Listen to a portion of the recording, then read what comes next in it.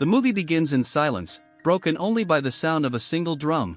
A young man, Andrew Neiman, sits alone in a practice room at the Schaefer Conservatory, the most elite music school in the United States. He dreams of greatness, of one day joining the ranks of the legendary jazz drummers. One night, his practice session is interrupted by the arrival of Terrence Fletcher. Fletcher is not just any conductor, he's feared and revered across the school, known for running the top jazz band and for his brutal pursuit of perfection. Fletcher listens briefly to Andrew's drumming, and then, without a word, leaves. For Andrew, that small moment of recognition is everything. Soon after, Andrew is invited to join Fletcher's prestigious studio band, a place every student dreams of, but one that comes with a heavy price. At first, Andrew thinks he's achieved his big break. But his illusion is shattered the moment Fletcher reveals his true teaching style.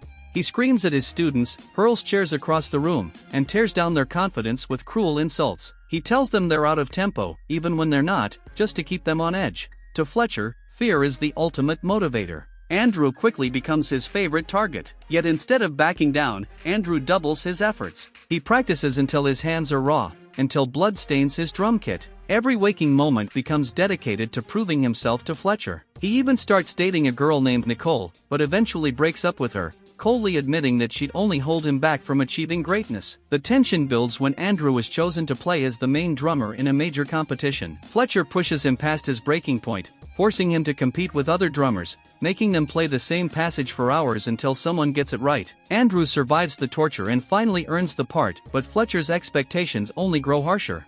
Then comes the turning point. On the way to an important competition, Andrew's bus breaks down. Desperate, he rents a car, only to realize he left his drumsticks behind. When he rushes back to retrieve them, disaster strikes. He's hit by a truck. Bleeding and half-conscious, Andrew still drags himself to the stage, refusing to give up. But when he tries to play, he collapses, unable to keep tempo. Fletcher dismisses him on the spot. Humiliated and furious, Andrew attacks his teacher in front of the entire band. It's the end of his career at Schaefer. In the aftermath, Andrew is approached by a lawyer. Other students have come forward to expose Fletcher's abusive teaching methods. One former student, unable to handle the pressure, even took his own life. The lawyer convinces Andrew to testify against Fletcher, leading to the conductor's dismissal from the conservatory. Months pass. Andrew has stopped drumming. His dream seems dead. But one night, he wanders into a jazz club and finds Fletcher performing. After the show, the two sit down for a drink. Fletcher explains his philosophy, that the two most dangerous words in the English language are good job. He believes that only by pushing musicians beyond all limits, through fear, pain, and humiliation, can true greatness be achieved. Then, unexpectedly, he invites Andrew to perform with his new band at a major jazz festival. Andrew accepts. It feels like a second chance, but on stage,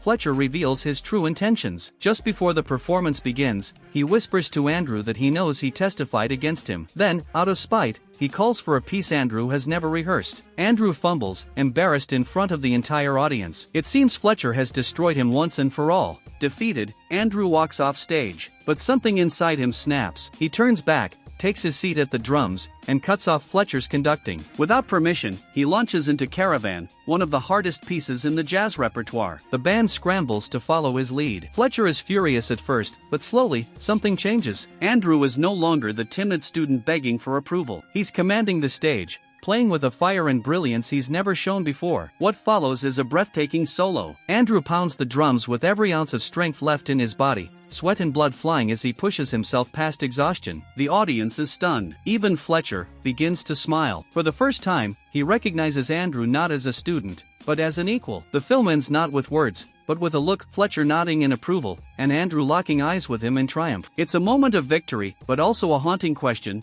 was the price of greatness worth the suffering?